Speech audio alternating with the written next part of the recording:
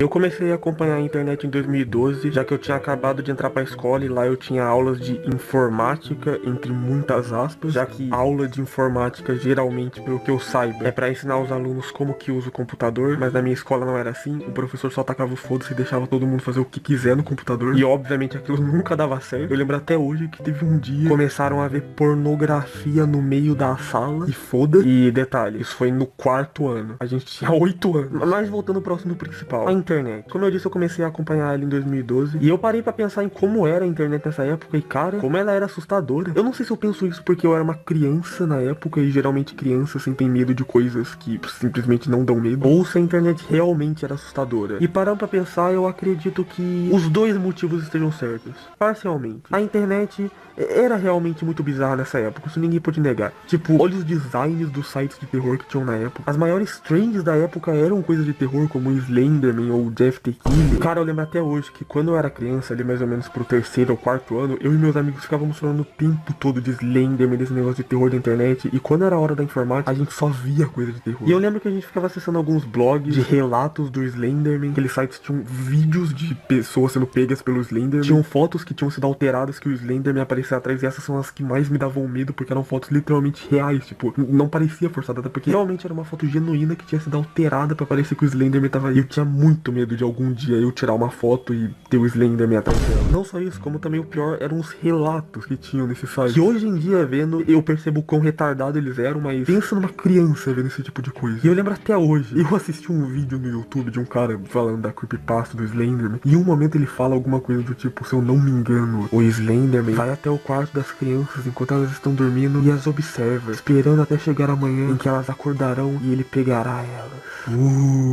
Eu sei, você deve ter achado isso bem retardado, mas eu fiquei com muito medo quando eu vi isso pela primeira vez. Eu realmente acreditava que o Slenderman ficava observando as crianças, esperando elas acordarem, daí quando elas acordam ele vai e pega elas, né, pra comer elas. Tanto que eu fiquei por 3 meses dormindo todo coberto, porque quando você era criança você acreditava nesse mito de que o cobertor é a arma mais poderosa do universo, que ela vai te proteger de tudo. E pronto, você fica imune a qualquer ataque, porque o cobertor é a arma mais poderosa do universo. Não só isso, como também em todo lugar que você ia tinha terror. Tipo, você tá ligado a regra 34? Que todo desenho animado, todo jogo tem uma versão pornô dele. E então, devia existir essa regra também, só que aplicado ao terror, porque literalmente tudo tinha alguma coisa de terror. Literalmente tudo mesmo. Quem não lembra das creepypastas de Pokémon, como por exemplo a música Lavender Town, que não é uma creepypasta, mas é uma música que ficou muito popular entre os canais de creepypastas e de vídeos de terror em geral, porque era uma música que realmente dava um certo medo. Mas tinha, por exemplo, a creepypasta do Hypno, que até era real, ele realmente sequestrava uma criança no jogo.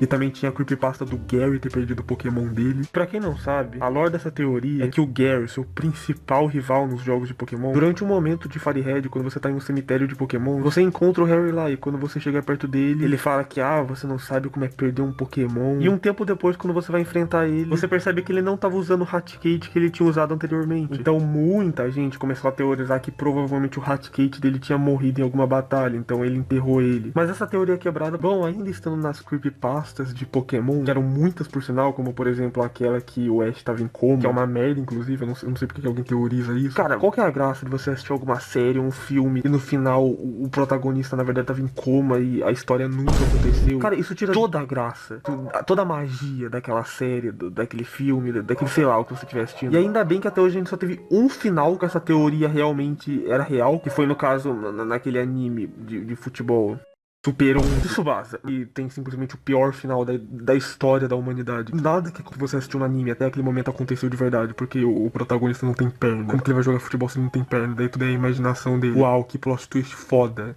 Vai tomar no quem fez esse final. E o mais foda de tudo é que a internet mudou todo o conceito do que era terror. Antigamente todos os filmes de terror era literalmente um monstro correndo atrás de você, daí você tinha que se esconder, fugir, oh meu Deus. Só que a lore de terror da internet sempre foi algo mais complexo do que a gente via nos filmes de terror na época. Só pra vocês terem uma noção, uma das várias lores do Slenderman, porque tem várias, até porque até hoje ninguém nunca conseguiu definir realmente o que o Slenderman é, mas uma das lores que eu achei mais da hora é que ele é um ser de outra dimensão, e que ele pode viajar entre as dimensões, por isso que ele se teletransporta.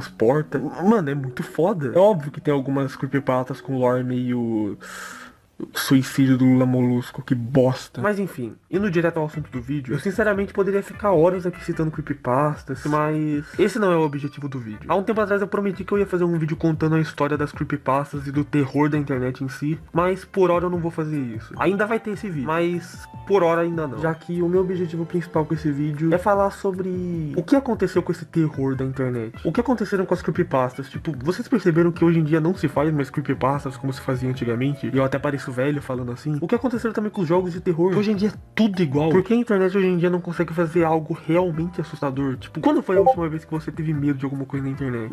Nem precisa ser necessariamente medo, mas sei lá, algum sentimento de aflição assistindo alguma coisa. Ou quando você tremeu pela última vez jogando algum jogo de terror. Hoje em dia isso não existe mais. A última vez que eu senti esse sentimento de aflição assistindo alguma coisa na internet foi em 2020, quando eu conheci a creepypasta do Garfield. Que pra quem não sabe é uma versão demoníaca do Garfield. E sério, até hoje eu falo com muita segurança, essa porra é bizarra. Toda a lore dele é bizarra. As imagens que você encontra na internet dele são bizarras. E esse meu sentimento de aflição em específico foi quando eu assisti esse vídeo do Garfield.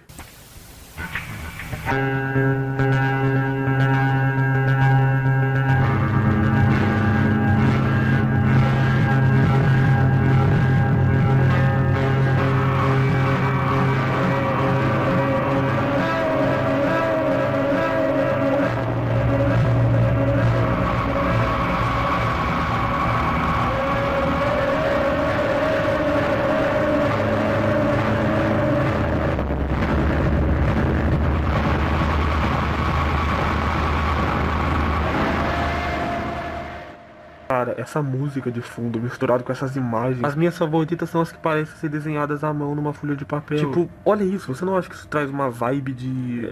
É difícil explicar, mas tipo, não parece que isso foi desenhado por aquelas crianças estranhas que tem franja e que tem um amigo imaginário chamado Billy, e daí quando a mãe vai conversar com ele sobre esse amigo imaginário, ele fala: Mamãe, eu tenho um amigo imaginário chamado Billy e ele diz que vai escortejar toda a nossa família. Não parece que esse tipo de desenho foi desenhado por essa criança? Então, sério, procurem vídeos sobre a lore do Garfield, vocês vão se impressionar. Se bem que não tem tantos vídeos assim aqui no Brasil, e eu sinceramente não entendo porquê, mas talvez eu faça um vídeo contando toda a lore do Garfield algum dia, talvez. Mas voltando, como eu disse, essa foi a última vez que eu senti medo vendo alguma coisa na internet. Eu não tô nem falando isso pra dar uma de corajosão, tipo, uau, guys, eu assisti um filme de terror ontem e não tomei susto. Não é nem por causa disso, é porque simplesmente não dá mais medo. E eu fico triste porque eu gostava de consumir conteúdo de terror. Não é só na internet, é em tudo em geral. Vocês perceberam também que filme de terror também não dá medo, mas inclusive eu vou fazer um vídeo ainda sobre isso, sobre o porquê filmes de terror pararam de dar medo, mas isso vai ficar mais pra frente. Mas por que nada na internet dá medo, mano? Eu quero deixar bem claro que quando eu digo nada, eu não tô querendo dizer literalmente nada mesmo, porque sim, ainda tem coisas na internet que conseguem dar medo, mas não precisa nem ser literalmente medo, mas pode ser também desconforto ou qualquer coisa do tipo, como por exemplo Garfield, uma creepypasta que eu conheci em 2020 e mesmo assim eu senti um pouco de aflição. Mas quando eu digo nada, eu quero dizer que quase nada que era pra ser assustador na internet não é assustador, a não ser que você seja uma criança. Por exemplo, se você quiser agora procurar uma creepypasta pra tentar sentir um pouco de medo, você só vai dar risada. Essa é a real. E talvez eu saiba o motivo disso. É porque as creepypastas nunca deram medo. Tipo, olha o Slenderman. Se você era criança na época que ele começou a se popularizar, você provavelmente sentiu um pouco de medo dele, até porque ele tinha uma lore que era feita pra dar medo. Mas se você vê hoje em dia, você não sente mais tanto medo, até porque você cresceu. Agora você consegue discernir o que é real do que não é. E quando você começa a discernir o que é real do que não é, você começa a parar de ter medo do desconhecido. Até porque se você sabe que ele não é real, por que você vai ter medo dele? É um negócio tão retardado, mas quando você é criança isso dá tanto medo, porque tipo, mano, eu agora posso criar uma creepypasta que vai fazer tanta criança não dormir à noite, e eu posso usar os elementos mais retardados possíveis, tipo, uau, guys, eu vou falar agora do vídeo perdido do 4-bit. Eu achei esse vídeo, guys,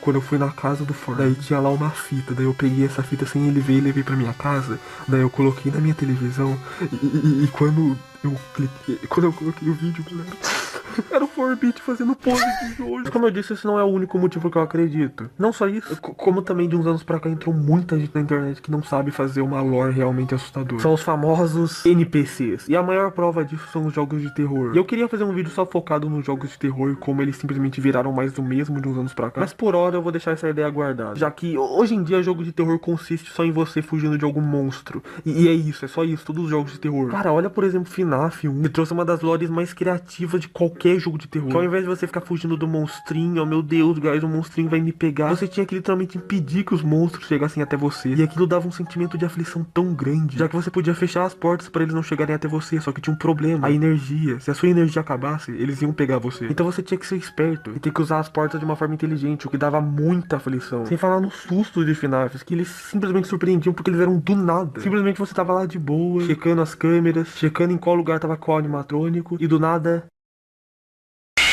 Mas hoje em dia, não, é só você correr do monstro atrás de você, uau, que medo. E o motivo de todos os jogos de terror serem assim hoje em dia é porque as empresas viram que dava certo essa fórmula de uau, monstrinho correndo atrás de você, já que eles não precisavam criar toda uma lore assustadora, nova. Não, era só repetir a lore de monstro correndo atrás de você, uau. O que é sinceramente triste, eu espero que algum dia os jogos de terror, e o terror em geral, melhore. E talvez aconteça, até porque esse tipo de jogo de uau, monstrinho correndo atrás de você, não tá sendo mais tão rentável hoje em dia. E bom...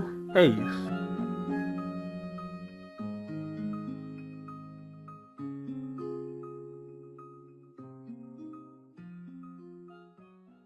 E se você assistiu até o final, comenta Gorbit, que ele vai dar um coração, né, Alex? Ah, vai tomar no seu cu, Alex.